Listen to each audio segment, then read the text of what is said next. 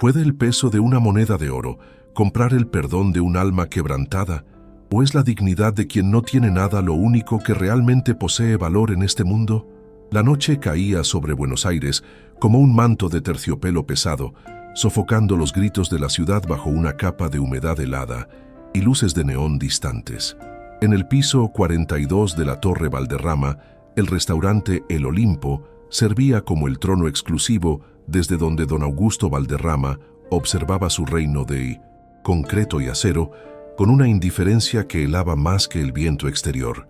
A sus 73 años, Augusto era una leyenda viva del corporativismo despiadado, un hombre cuya firma podía desplazar poblaciones enteras y cuyas decisiones bursátiles decidían el destino de miles de familias antes de que su café matutino se enfriara. Sentado en su mesa habitual, reservada perpetuamente y aislada del resto de los comensales por biombos de cristal esmerilado, Augusto manipulaba su copa de Cabernet Sauvignon de 1985, valorada en más de $3.000 la botella, observando el líquido carmesí con ojos cansados y cínicos. La soledad no era para él una condena, sino un trofeo, la prueba irrefutable de que había ascendido tan alto que el aire se había vuelto irrespirable para los mortales comunes. El silencio a su alrededor solo era interrumpido por el suave tintineo de la plata contra la porcelana, un sonido que para él significaba victoria, pero que esa noche, extrañamente, resonaba con un eco vacío, como si golpeara contra las paredes de un mausoleo dorado, construido para un solo ocupante.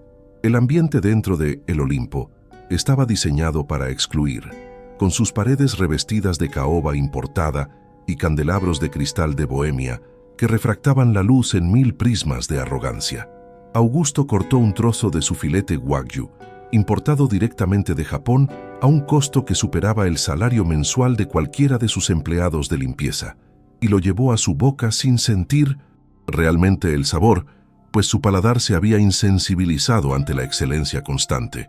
Mientras masticaba, su mente divagaba hacia la fusión que planeaba ejecutar la semana siguiente, una maniobra hostil que desmantelaría una cooperativa textil en la periferia para construir un centro de datos, una jugada que le reportaría $40 millones limpios. No sentía remordimiento, solo la fría satisfacción de la eficiencia matemática. Sin embargo, su cálculo mental fue interrumpido abruptamente cuando el maître, un hombre generalmente imperturbable, comenzó a gesticular nerviosamente cerca de la entrada principal, intentando bloquear el paso a una figura pequeña y discordante que había logrado burlar la seguridad del vestíbulo. Augusto, molesto por la interrupción de su sagrada rutina, alzó una ceja canosa, indicando con un gesto imperceptible de su mano que permitieran que la situación se desarrollara, movido por una curiosidad sádica y el aburrimiento crónico de quien ya lo ha visto todo.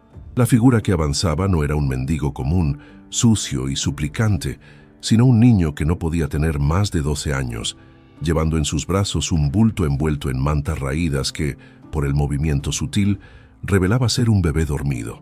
Detrás de él, aferrada a su chaqueta desgastada pero impecablemente limpia, caminaba una niña pequeña con los ojos muy abiertos, absorbiendo el lujo hostil del lugar con una mezcla de terror y fascinación.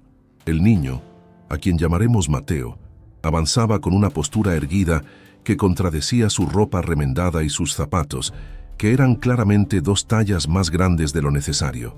No miraba al suelo, ni a los platos de comida, ni a los clientes que murmuraban escandalizados. Sus ojos oscuros y profundos estaban fijos en Augusto, como si hubiera identificado instintivamente al depredador alfa en la sala. El silencio en el restaurante se volvió denso, casi sólido, mientras la élite de Buenos Aires contenía la respiración, esperando que la seguridad arrastrara a los intrusos hacia la calle. Pero Mateo no se detuvo hasta llegar al borde de la mesa de Augusto, donde el aroma del vino caro y la carne se mezclaba con el olor a lluvia y jabón barato que emanaba de los niños. «No quiero su dinero, señor», dijo Mateo con una voz que, aunque infantil, poseía una firmeza cavernosa, carente del temblor habitual del miedo. «Solo quiero lo que va a dejar, lo que sus perros comerían». Augusto soltó una risa seca, un sonido rasposo que no llegaba a sus ojos, y dejó los cubiertos sobre la mesa con una lentitud deliberada, limpiándose las comisuras de los labios con una servilleta de lino egipcio. La audacia del chico le resultaba casi insultante, pero al mismo tiempo refrescante en un mundo de aduladores. ¿Mis sobras?, preguntó Augusto inclinándose hacia adelante, invadiendo el espacio personal del chico con su presencia intimidante. ¿Crees que este es un comedor de beneficencia, muchacho? Este plato cuesta más de lo que tus padres ganarían en un año de vida miserable. ¿Dónde están ellos, por cierto? ¿Esperando afuera para ver si el niño bonito consigue ablandar al viejo rico? La mención de los padres hizo que la mandíbula de Mateo se tensara visiblemente, y por un segundo, un destello de dolor puro cruzó su rostro, pero fue rápidamente reemplazado por una máscara de estoicismo feroz. La niña pequeña se escondió un poco más detrás de su hermano, pero Mateo no retrocedió ni un milímetro. «Mis padres no están esperando nada», respondió Mateo, manteniendo el contacto visual con una intensidad que hizo que Augusto sintiera una punzada de incomodidad desconocida. «Y no quiero caridad. Puedo limpiar sus zapatos, puedo ordenar los cubiertos, puedo sacar la basura de su cocina. Solo pido la comida que ya no va a tocar a cambio de trabajo». Augusto sonrió, pero era una sonrisa cruel, la de un gato jugando con un ratón herido antes de devorarlo. La idea de trabajo le parecía ridícula viniendo de alguien tan insignificante. Decidió que la noche necesitaba entretenimiento y que este niño sería el bufón perfecto para reafirmar su poder ante la audiencia del restaurante. ¿Trabajo?, se mofó Augusto, alzando la voz para que las mesas cercanas escucharan. «Muy bien, si quieres estas sobras, que son de la mejor carne del mundo, tendrás que ganártelas, pero no limpiando zapatos, eso es demasiado fácil. Quiero ver cuánto vale tu hambre. Arrodíllate y pídeme perdón por interrumpir mi cena. Hazlo con convicción, y te daré el plato entero, intacto». El restaurante quedó en un silencio sepulcral. La crueldad de la propuesta era palpable, una línea moral que Augusto cruzaba habitualmente sin pestañear. El aire se volvió eléctrico. Mateo miró el plato humeante, donde los jugos de la carne brillaban bajo la luz cálida, y luego miró al bebé en sus brazos y a su hermana pequeña, cuyos estómagos seguramente rugían de dolor. La oferta era tentadora. Comida de calidad, suficiente para los tres. «A mí no me siento». Cambio de un momento de humillación. Augusto observaba con suficiencia, esperando ver al chico quebrarse, esperando ver esa dignidad desmoronarse ante la necesidad biológica básica, confirmando su teoría de que todo hombre, mujer o niño tiene un precio. Augusto ya había sacado un billete de $100 de su clip de dinero, planeando tirárselo al chico después de que se humillara, como una propina final por el espectáculo. Sin embargo, lo que sucedió a continuación no estaba en los cálculos del magnate. Mateo respiró hondo, ajustó al bebé en sus brazos para que estuviera más cómodo y con una lentitud ceremonial negó con la cabeza. No fue un gesto de rebeldía explosiva, sino de una calma desarmante. «Mi padre me enseñó que el hambre pasa, pero la vergüenza se queda para siempre», dijo Mateo, su voz resonando clara en el salón. «Prefiero que mis hermanos duerman con hambre una noche más a que vean a su hermano arrodillarse ante un hombre que cree que el dinero lo hace un dios». La respuesta golpeó a Augusto como una bofetada física. La sonrisa se borró de su rostro, reemplazada por una mezcla de ira y asombro. Nadie le había dicho no en décadas, y ciertamente no un niño de la calle que olía a lluvia. Mateo dio media vuelta, tomando la mano de su hermana, y comenzó a caminar hacia la salida con la misma dignidad regia con la que había entrado, dejando atrás el plato, el calor y la promesa de alivio.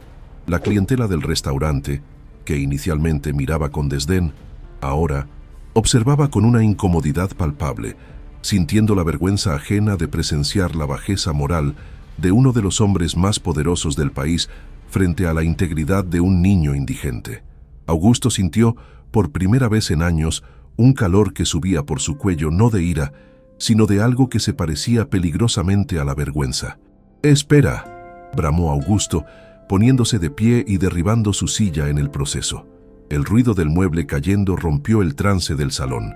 Mateo se detuvo, pero no se giró completamente, solo ladeó la cabeza esperando. «No te vayas», gruñó Augusto, su voz perdiendo la arrogancia y ganando una urgencia ronca. «Si eres tan orgulloso para trabajar, entonces trabaja. Siéntate. No vas a comer sobras. Vas a comer conmigo y me vas a explicar quién diablos te enseñó a hablarle así a tus superiores». Aquella noche marcó el inicio de una dinámica extraña y tensa. Augusto ordenó que sirvieran 3 cenas completas, observando en silencio cómo los niños comían con una educación sorprendente, usando los cubiertos correctamente, sin devorar la comida como animales, a pesar de la evidente hambruna. Mateo cortaba la carne para su hermana y alimentaba al bebé con puré, ignorando casi por completo su propio plato hasta que los otros estuvieron satisfechos. Augusto, que había pasado su vida rodeado de tiburones corporativos y familiares que solo esperaban su herencia, se encontró fascinado por la estructura de lealtad y protección que este niño había construido. Al final de la cena, Augusto no les ofreció dinero, sino una tarjeta con una dirección y una hora: las oficinas centrales de Valderrama Corp, a las 6:00 am del día siguiente. «Dijiste que querías trabajo», dijo Augusto secamente. «Veremos si sirves para algo más que para dar discursos morales». Mateo tomó la tarjeta, la examinó con cuidado y asintió una sola vez antes de retirarse, sin dar las gracias, entendiendo que esto no era un favor, sino una transacción. Durante las siguientes semanas, Mateo se convirtió en una sombra en el imperio de Augusto. El magnate, quizás intentando probar que el chico fallaría, le asignó las tareas más denigrantes en el edificio: clasificar basura de reciclaje, limpiar los archivos subterráneos llenos de polvo y moho y servir café a ejecutivos que ni siquiera lo miraban a la cara. Pero Mateo cumplía cada tarea con una precisión militar y una eficiencia silenciosa. No se quejaba, no pedía adelantos, y cada centavo que ganaba lo invertía en leche, ropa y un pequeño cuarto de pensión para sus hermanos. Augusto observaba todo desde las cámaras de seguridad de su oficina, buscando una falla, un robo, un momento de debilidad. Incluso llegó a dejar deliberadamente un sobre con dinero en efectivo en un pasillo que Mateo tenía que limpiar, una trampa burda para justificar su cinismo. Cuando Mateo entró a su oficina horas después y colocó el sobre intacto sobre el escritorio de caoba, diciendo simplemente: «Se le cayó esto, señor», Augusto sintió que el suelo bajo sus pies se volvía menos firme. La curiosidad de Augusto se transformó en obsesión. Comenzó a llamar a Mateo a su oficina, no para limpiar, sino para hablar. Al principio eran interrogatorios velados sobre su vida en la calle, pero pronto se convirtieron en lecciones unilaterales donde Augusto explicaba la realidad brutal de los negocios, intentando corromper la inocencia del chico con su visión maquiavélica del mundo. Sin embargo, Mateo absorbía la información técnica sobre márgenes de ganancia, acciones y logística, pero rechazaba las conclusiones morales de Augusto. Cuando Augusto decía: «El fin justifica los medios», Mateo respondía: «El medio es el fin en sí mismo». Esta resistencia intelectual, proveniente de un niño que apenas había terminado la primaria, frustraba y encantaba al viejo magnate. Augusto empezó a ver en Mateo no solo a un empleado, sino a un potencial heredero, una pizarra en blanco donde podría escribir su legado, si tan solo lograba romper esa absurda brújula moral que el chico cargaba como un escudo. Si estás disfrutando de esta historia de drama y redención, por favor considera suscribirte al canal y darle like al video. Tu apoyo nos ayuda a seguir creando historias emocionantes como esta. Pasaron 5 años. Mateo, ahora un joven de 17 años, había sido formalmente apadrinado por Augusto, quien le había proporcionado tutores privados y acceso a la mejor educación, aunque Mateo seguía insistiendo en trabajar en la empresa por las tardes. La relación entre ambos se había suavizado, convirtiéndose en algo parecido a un vínculo padre-hijo, aunque siempre teñido por la sombra de la arrogancia de Augusto y la reserva misteriosa de Mateo. Augusto, sintiendo que su salud comenzaba a flaquear, decidió que era hora de preparar a Mateo para la realidad más oscura de su imperio. Lo llevó a una cena privada en su mansión, decidido a revelarle los secretos necesarios para mantener el poder, convencido de que Mateo ya estaba listo para aceptar que, para construir un rascacielos, a veces hay que destruir los cimientos de las casas vecinas. La cena transcurría con normalidad hasta que Augusto, envalentonado por el brandy, comenzó a jactarse de sus mayores victorias. Habló de cómo había aplastado sindicatos, comprado políticos y destruido a competidores menores para asegurar el monopolio de Valderrama Corp. La gente débil, Mateo, decía Augusto, agitando su copa, cree en la justicia poética. Pero la única justicia es la que puedes comprar. Hace unos años hubo un ingeniero brillante, un tal Julián, que tenía una patente para un sistema de purificación de agua revolucionario. Si esa tecnología salía al mercado, nuestro contrato con el gobierno para las plantas de tratamiento se habría vuelto obsoleto. ¿Sabes qué hice? Augusto hizo una pausa dramática, esperando la admiración de su protegido. Mateo dejó su tenedor sobre el plato con un sonido metálico suave. Su rostro se había vuelto pálido, pero sus ojos ardían con un fuego frío. ¿Qué hizo don Augusto?, preguntó Mateo con una voz que sonaba extrañamente hueca. Lo asfixié financieramente, rió Augusto. Compré sus deudas bancarias a través de empresas fantasma, bloqueé sus proveedores y le lancé tantas demandas legales que el pobre diablo se fue a la quiebra en 6 meses. Perdió su casa, su taller, todo. Se suicidó poco después, creo, y su mujer murió de pena o enfermedad. No recuerdo. La patente quedó libre y la compramos por centavos. Esa patente, Mateo, es la base de nuestra división de aguas hoy en día. Así se hace el mundo. Los soñadores mueren, los realistas reinan. El silencio que siguió a la confesión fue denso y sofocante. Augusto esperaba una pregunta sobre la estrategia legal, pero lo que recibió fue una mirada que le heló la sangre. Mateo se puso de pie lentamente, sacando de su bolsillo interior una vieja fotografía desgastada y plastificada, colocándola sobre la mesa, justo al lado de la copa de brandy de Augusto. Tintó la foto. Un hombre sonriente abrazaba a una mujer, y en sus brazos sostenían a un bebé y a un niño pequeño. Ese hombre, dijo Mateo, su voz temblando por primera vez en años, no de miedo, sino de una furia contenida que era aterradora, se llamaba Julián Morel, y no se suicidó.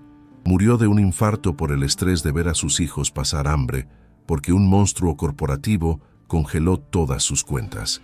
La mujer era mi madre, que murió de neumonía en un albergue porque no teníamos para calefacción, después de que nos desalojaron.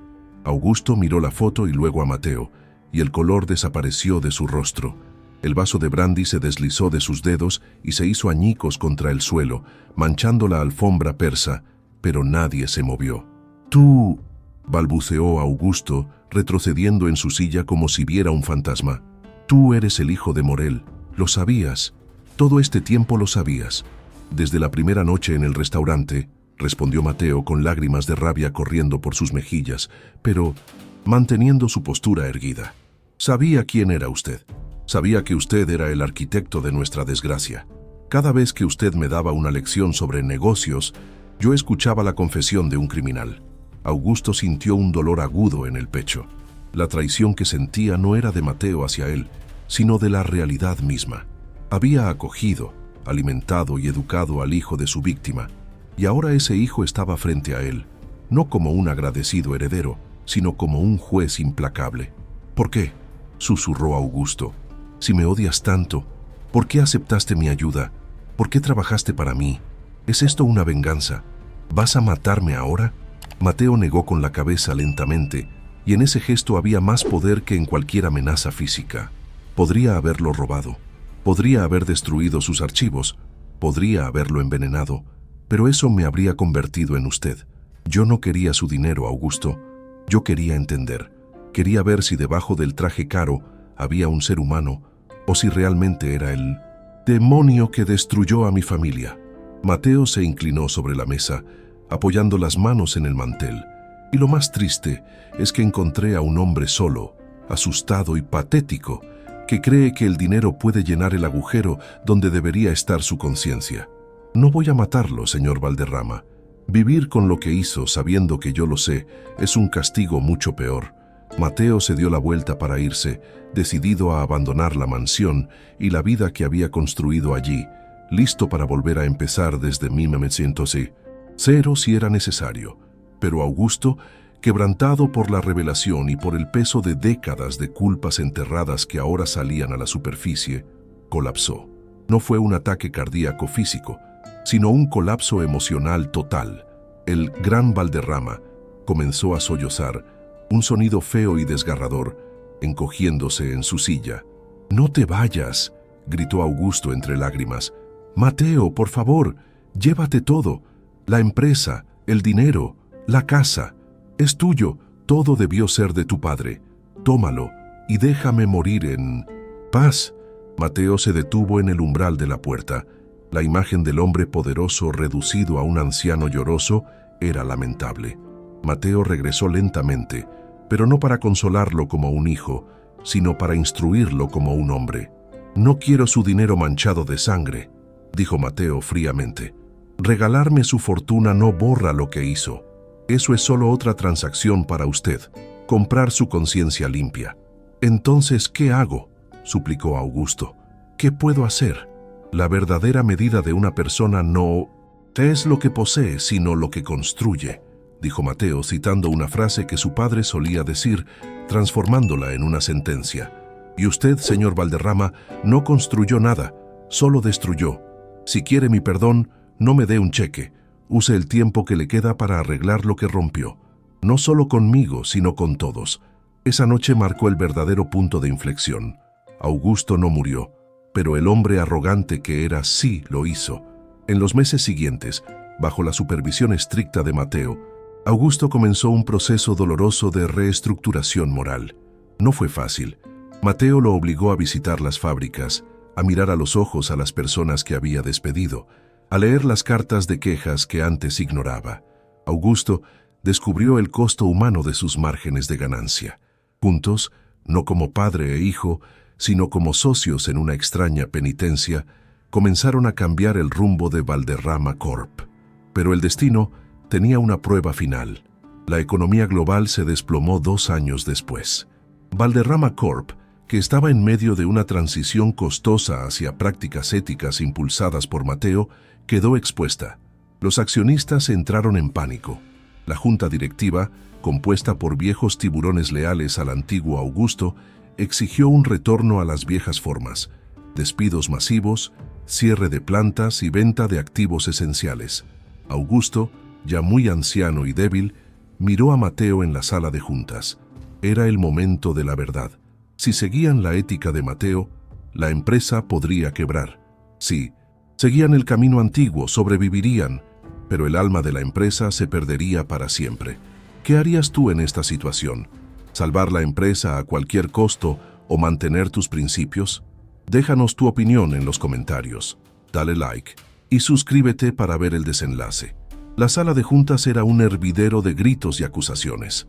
Los directivos exigían la cabeza de Mateo, culpándolo de ablandar a la compañía.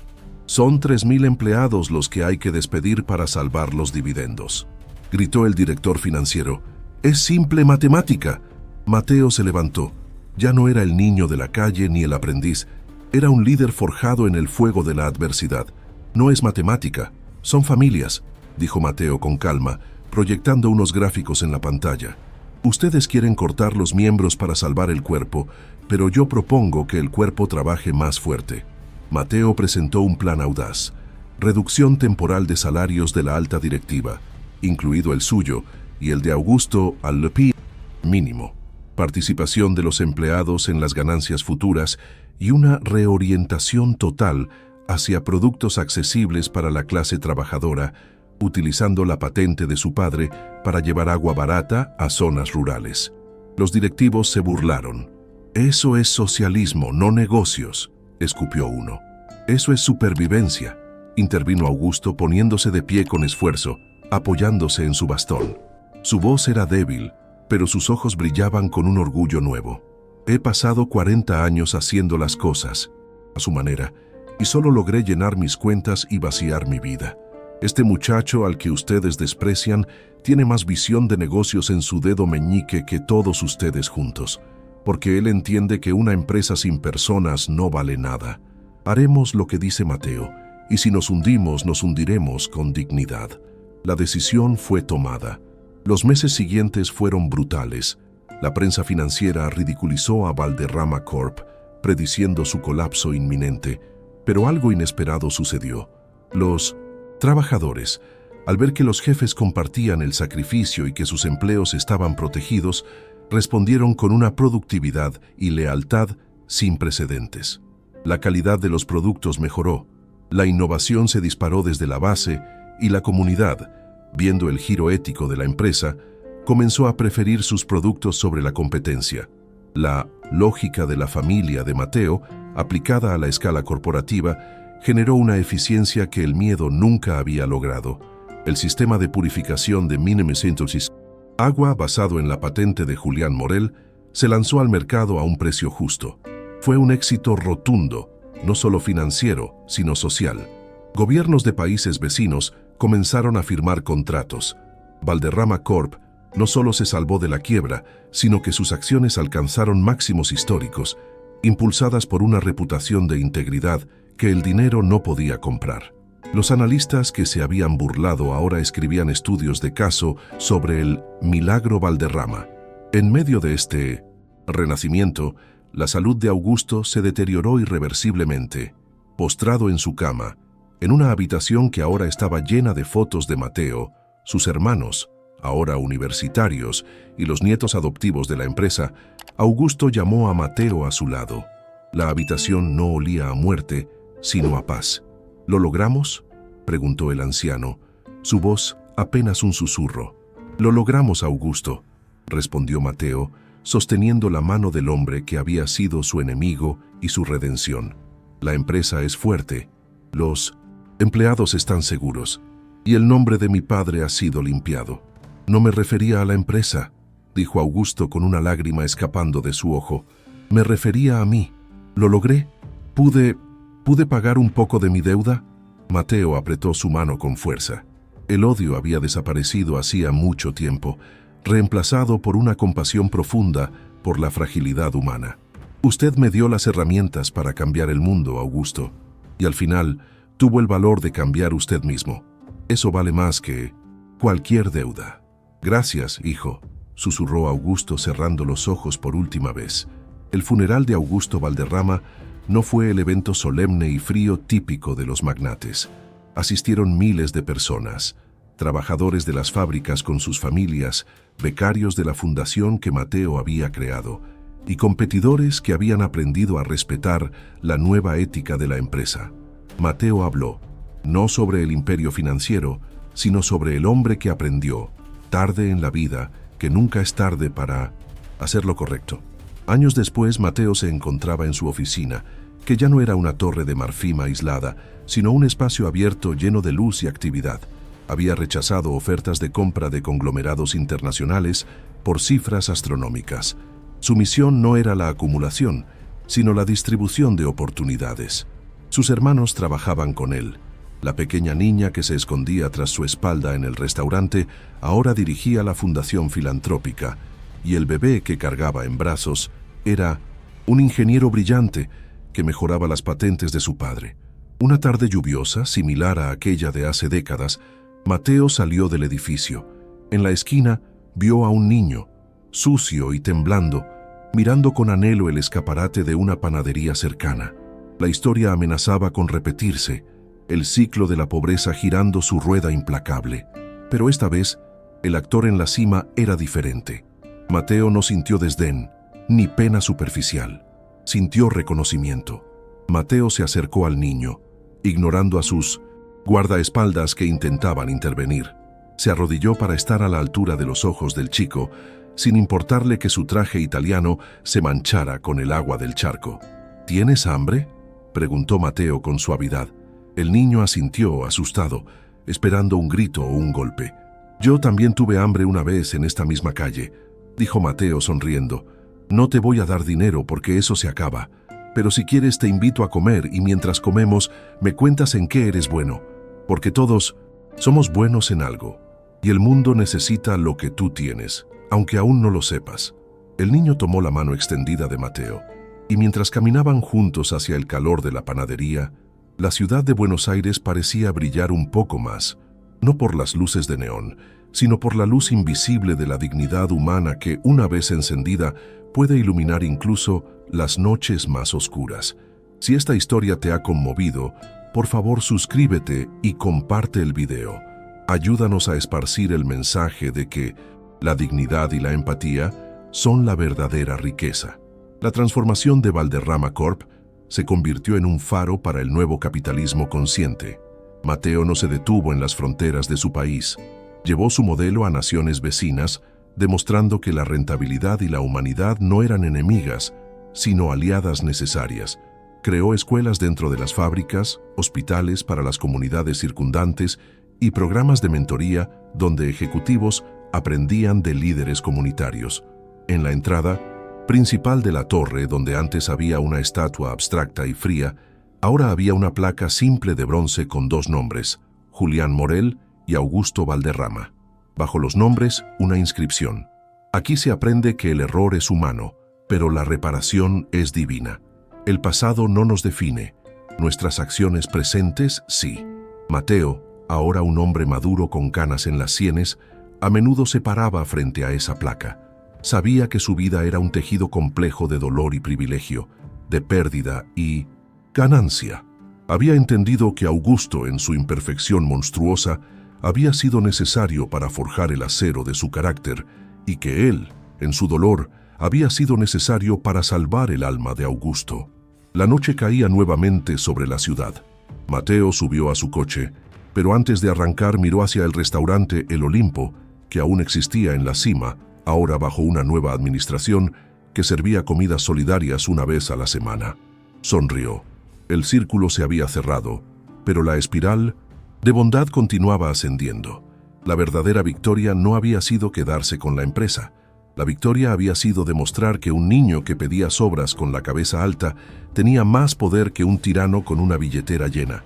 Y esa verdad, transmitida de generación en generación, era la única herencia que valía la pena dejar.